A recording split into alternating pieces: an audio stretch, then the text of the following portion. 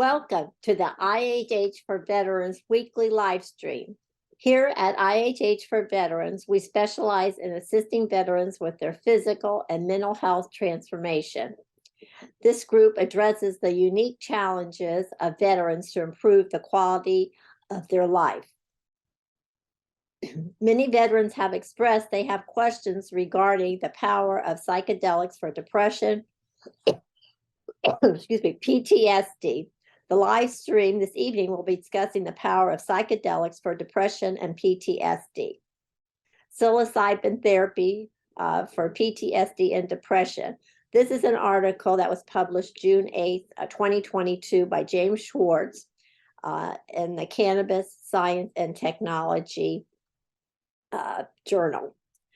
The therapeutic role of psychedelics goes back thousands of years and more recently to the 1950s and 60s. But new research and the application of the principles of microdosing have created renewed interest in the power of psychedelics. In the age of modern medicine, the pharmacotherapies of all types of psychiatric disorders, it has become widely known over the last 50 years that selective serotonin reuptake inhibitors, or SSRIs, and serotonin norepinephrine reuptake inhibitors, or SNRIs, do not help everyone. In addition, some disorders are treatment resistant to current U.S. FDA and Drug Administration approved therapies. In 2019, the FDA approved the drug spironolactone for ketamine for use in treating depression. This approval was a catalyst to revisiting psychedelics as a therapy for a variety of psychiatric disorders. Two of the most common disorders that show response to psychedelic therapy are depression and post-traumatic stress disorder, or PTSD. Because of the similarities in the brain that the way that the brain stores emotional experience, we will consider both diagnoses in parallel when it comes to the effects of how psychedelic therapy works. Trauma is coded in the brain by the amygdala and then the frontal lobes before various parts of the experience are encoded across many areas of the brain. But it is in the amygdala that responds to, defines, and regulates emotion, as well as associated feelings of sadness, joy, or pain, and the memory as it is stored. The amygdala is part of the limbic system, a network of interconnected structures responsible for emotion and behavior responses when we encounter danger or feel unsafe. The fight or flight is a survival response in both physical and emotional danger. Once the medulla is triggered, messages are sent to the frontal lobes for evaluation. The frontal lobes are responsible for executive function. This area of the brain can evaluate the stimulus and determine an appropriate response, which includes overriding the amygdala's survival response. If the medulla does activate the flight or fight response, the limbic system then activates multiple physiological systems, including the sympathetic nervous system, which stimulates the release of what it is within the system, adrenaline, or epinephrine, and neuroepinephrine, as well as other stress hormones. It is with this system and during this process that memories and associated emotions are stored in the brain. This is why PTSD and depression are closely related with respect to how the messages are coded, stored, and accessed.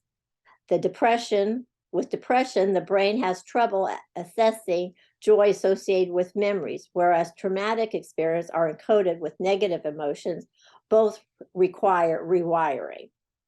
Trauma is an extreme form of emotional response to a distressing experience, often caused by a sudden or unpredictable event. As we have seen and experienced with the COVID-19 pandemic, no one is able to avoid traumatic events. Traumatic events affects us all, and we each respond differently.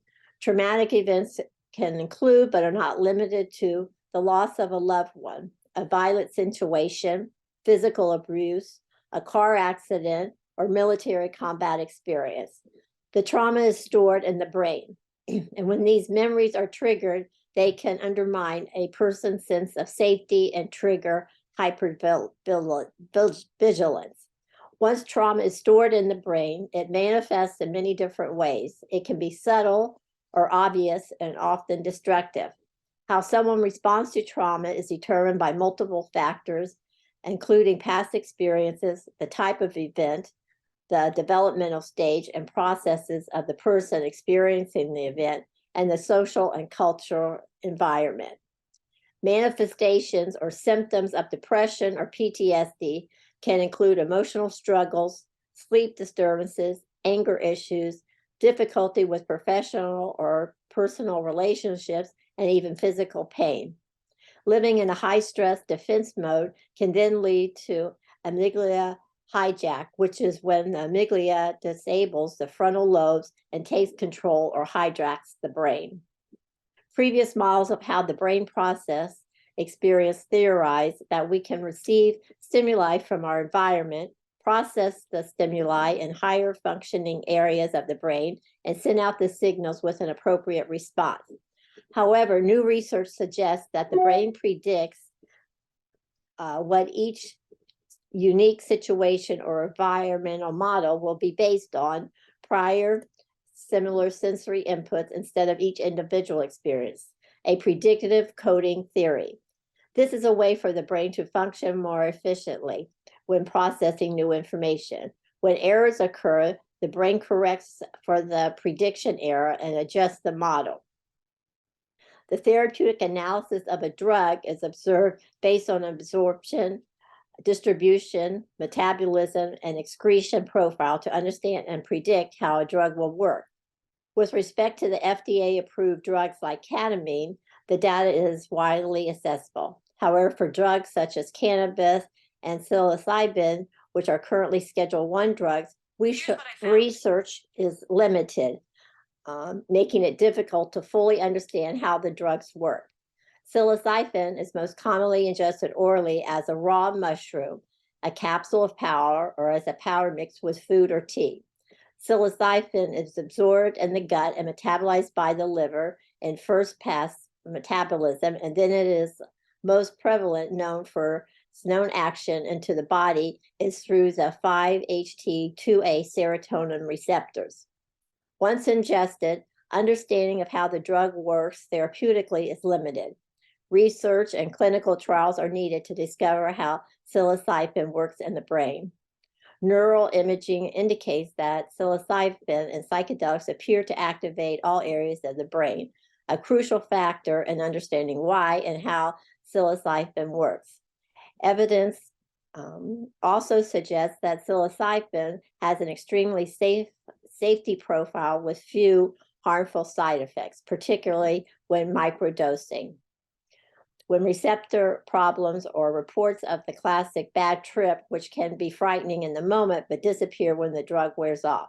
However, people with a history of mental illness, such as schizophrenia or bipolar disorder, should be thoroughly screened and work closely with medical professionals if they are considering psychedelic therapy. Current knowledge of how psilocybin works is predicted on an understanding of the predictive coding model of how the brain processes experience and the role of the amygdala and the amygdala hijack process.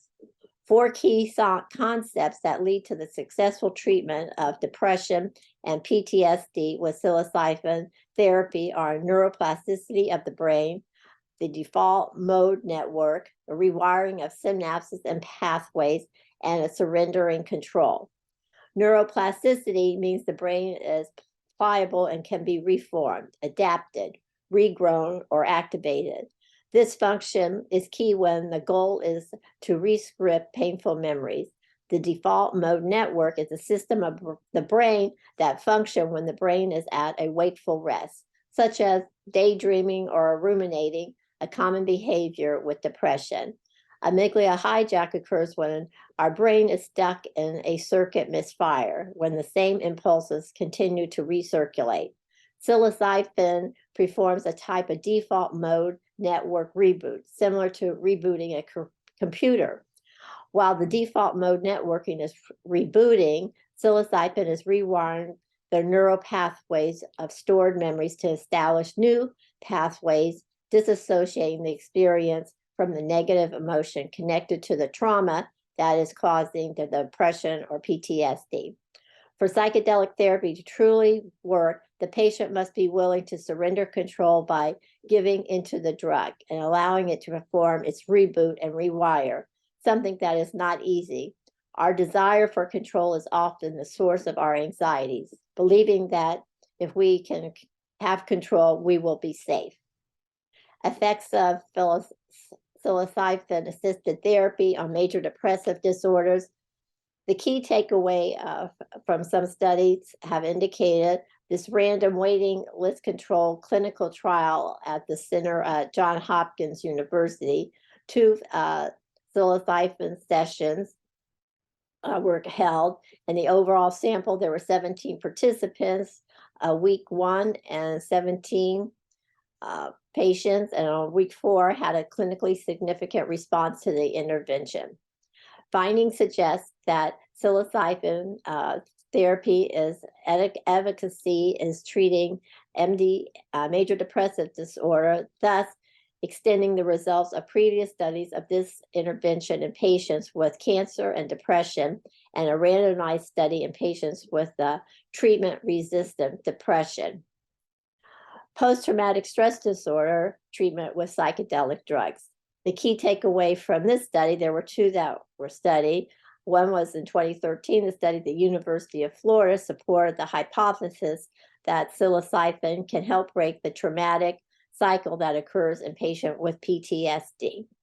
Dr. Ross, a psychiatrist at a New York university, conducted a study on terminally ill cancer patients and found that one-time treatment with psilocybin very quickly brought relief from distress and had lasted more than 6 months out of 80% of the people in the study. Finally, we need to address microdosing, which has come to light as one of the ways to engage in psychedelic therapy without the full effects of the hallucinogenic trip. Microdosing is the utilization or consumption of low subsensory, hallucinogenic doses of a psychedelic drug. In current testing and trials, this is a safer, more easily tolerated, and therapeutic method of using psychedelics when a deep journey is not necessary. Research is currently underway, exploring microdosing as a means to increase the safety profile of psychedelic therapy. In summary, the therapeutic role of psychedelics goes back thousands of years, but new research and application of microdosing principles have created renewed interest in the power of psychedelics. Early research shows success, but more studies need to be done. The power to heal the mind with psychedelics is real. For a personal evaluation of your situation to transform your physical and mental health, please visit my website, veteransvictory.org. Thank you and have a good evening.